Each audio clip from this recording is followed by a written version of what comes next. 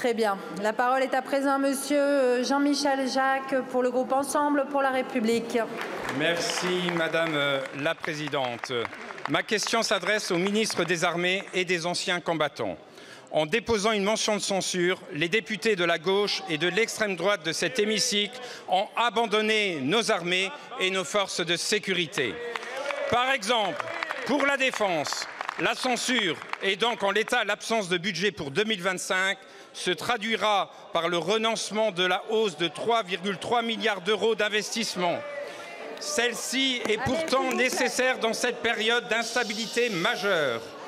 Quel manque de responsabilité face au retour de la guerre en Europe, à la multiplication des menaces hybrides, à la fragmentation de l'ordre international.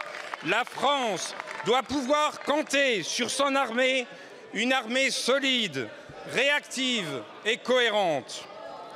À cause de calculs politiciens de certains, adieu aux efforts de modernisation de notre dissuasion, adieu aux commandes des équipements pour nos forces armées, adieu aux avancées en faveur de la condition de vie des militaires et de leurs familles, adieu à la visibilité donnée par la loi de programmation militaire à nos entreprises, adieu aux retombées financières sur nos territoires. Par exemple, dans le Morbihan, ce sont plus de 6 600 militaires et civils du ministère des Armées et plus de 6 400 salariés de l'industrie de défense qui seront directement impactés. Alors, Monsieur le ministre, pourriez-vous nous expliquer quels renoncements sont à craindre pour notre défense? Merci beaucoup, Monsieur le Président. La parole est à présent à monsieur Jean-Louis Thériault, ministre délégué auprès du ministre des Armées et des Anciens combattants.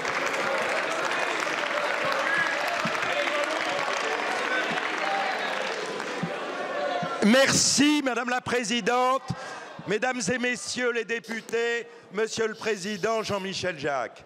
La question que vous venez de me poser, c'est celle que dans les forces, lundi dernier, en Roumanie, à Tchinku, les hommes et les officiers qui sont là-bas pour la France m'ont posée.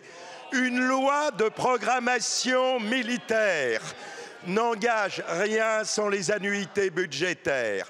Les conséquences, donc, seront d'une extrême gravité sans budget.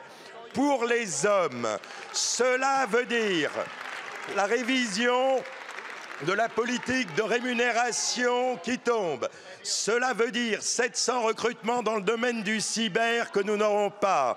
Dans le capacitaire, c'est 3,3 milliards que nous perdons. En clair, nous prenons du retard pour le porte-avions nouvelle génération. Il y a des équipements qui n'arriveront pas dans les régiments. Pour nos industries, cela veut dire un manque de lisibilité.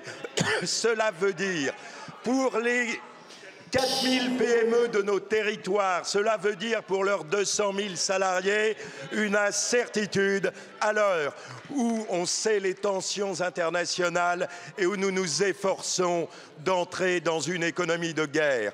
La LPM qu'a voté ce Parlement, la LPM voulue par le Président de la République et conduite par Sébastien Lecornu, serait stoppée net.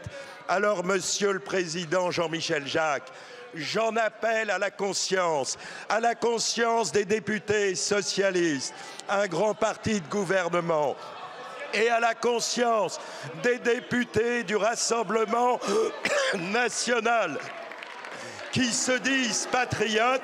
On ne brade pas les armes de la France et les hommes qui la servent. Merci beaucoup, Monsieur le Président.